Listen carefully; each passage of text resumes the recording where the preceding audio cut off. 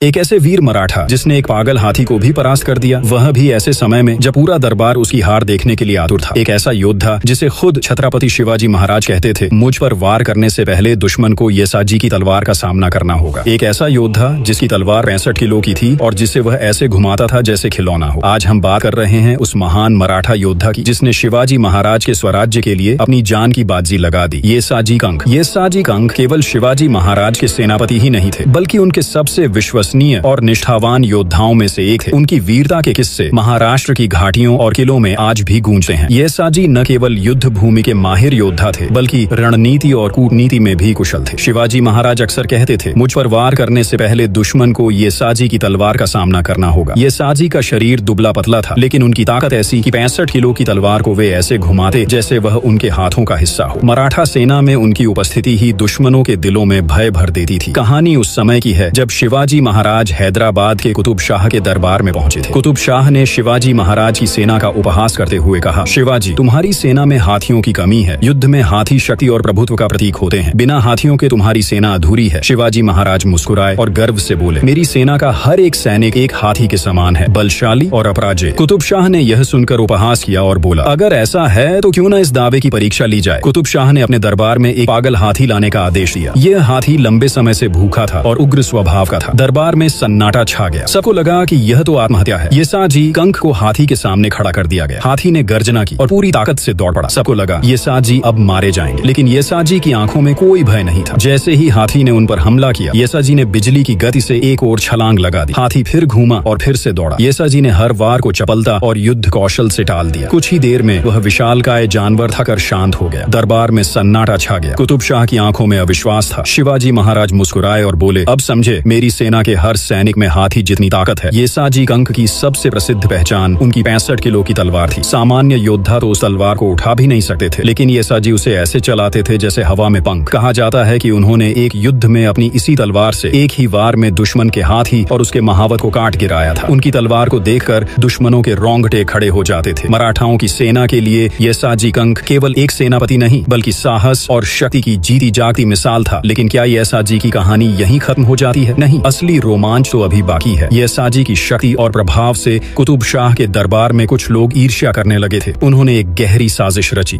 योजना यह थी कि येसाजी को एक ऐसे युद्ध में फंसा दिया जाए जहां से उनका बचकर आना असंभव हो।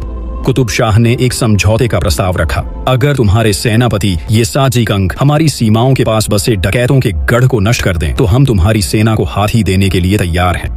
पर असल में उस गढ़ में डकैतों के साथ साथ कुतुब शाह के छिपे हुए सैनिक भी थे, जिनका एक ही उद्देश्य था, येसाजी कंक का अंत। येसाजी ने चुनौती स्वीकार कर ली। उन्होंने अपने कुछ भरोसेमंद सैनिकों के साथ उस गढ़ की ओर प्रस्थान किया। जैसे ही उन्होंने वहां हमला किया, चारों ओर से घात लगाए दुश्मन सैनिकों ने हमला कर दिया। चारों तरफ खून की नदियां बह रही थी। दुश्मन समझ रहे थे कि इस बार येसाजी नहीं बच पाएंगे, लेकिन येसाजी कंक ने अपनी 65 किलो की तलवार को घुमाया और दर्जनों दुश्मनों को मौत के घाट उतार दिया। जब ऐसा लगा कि येसाजी हार जाएंगे, तभी अचानक एक रहस्यमय योद्धा वहां प्रकट हुआ। उसका चेहरा नकाब में था, लेकिन उसके युद्ध कौशल ने युद्ध का पूरा रुख पलट दिया। जब युद्ध समाप्त हुआ और जीत मराठाओं की हुई, तो शिवाजी महाराज स्वयं वहां पहुंचे। उन्होंने उस नकाबपोश योद्धा से उसका परिचय पूछा। धीरे धीरे उस योद्धा ने अपना नकाब हटाया और सामने खड़े थे शिवाजी महाराज स्वयं। दरअसल कुतुब शाह की साजिश की भनक शिवाजी महाराज को पहले ही लग गई थी। वे गुप्त रूप से अपने सबसे प्रिय सेनापति की रक्षा के लिए वहां पहुंचे थे। येसाजी, तुम्हारे बिना यह स्वराज अधूरा है, शिवाजी महाराज ने कहा। येसाजी कंक ने मुस्कुराते हुए जवाब दिया, स्वराज्य के लिए प्राण भी न्यौछावर करने पड़े तो वह सौभाग्य होगा महाराज। कहानी यहीं खत्म नहीं होती। इतिहासकार कहते हैं कि उस युद्ध के बाद येसाजी कंक अचानक ही कहीं गायब हो गए। किसी ने उन्हें फिर कभी नहीं देखा। कहा जाता है कि उन्होंने स्वयं को किसी गुप्त मिशन के लिए अज्ञात कर लिया था। कुछ लोगों का मानना है कि वे स्वराज्य की रक्षा के लिए आज भी कहीं छिपे हैं और सही समय पर लौटेंगे। तो क्या येसाजी कंक वास्तव में शहीद हो गए थे, या फिर वे किसी और युद्ध के लिए खुद को तैयार कर रहे थे? इस रहस्य का उत्तर आज भी इतिहास की परतों में छुपा हुआ है। अगर आपको येसाजी कंक की ये रोमांचक और रहस्यपूर्ण कहानी पसंद आई हो, तो लाइक करें, शेयर करें और सब्सक्राइब करें, ताकि आप ऐसी और ऐतिहासिक कहानियों से जुड़े रह सकें। अगली बार फिर मिलेंगे एक और अनसुनी दास्तान के साथ।